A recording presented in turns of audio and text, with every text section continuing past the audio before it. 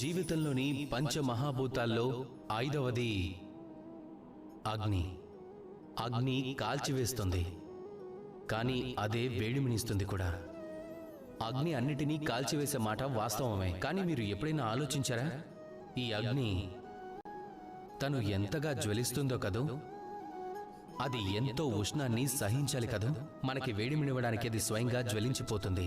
తను జ్వలించిపోతూ మనకి ఉష్ణశక్తినిస్తుంది, మనకి వెలుగునిస్తుంది, చీకట్లో మనకి దారిని చూపిస్తుంది, శత్రువుల్ని జయించడంలో మనకి ఎంతగానో సహాయం చేస్తుంది. తను కాలిపోతుంది. మనం దేవతల కోసం యజ్ఞం చేస్తాం. దేవతలకు సంతృప్తి కలిగించే సమిధలు కూడా అగ్నే. మనకి ఉపయోగపడటం కోసం అది కూడా కాలి బూడిదైపోతుంది.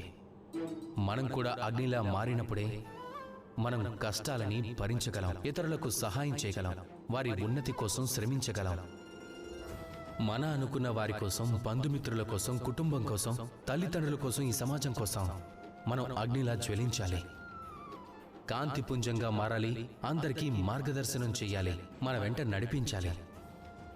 ఎప్పుడైతే మీరు అగ్నిలా మారి పనిచేస్తారో, అప్పుడు ఏ విధంగా అయితే అగ్నిని పూజిస్తారో అదే విధంగా మీరు కూడా సమాజంలో పూజలు అందుకుంటారు.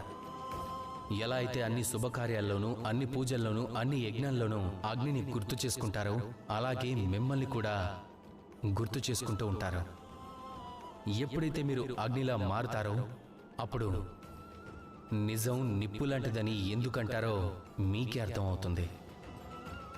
రండి, మీరు కూడా నాతో కలిసి ప్రేమగా పలకండి, రాధా కృష్ణ.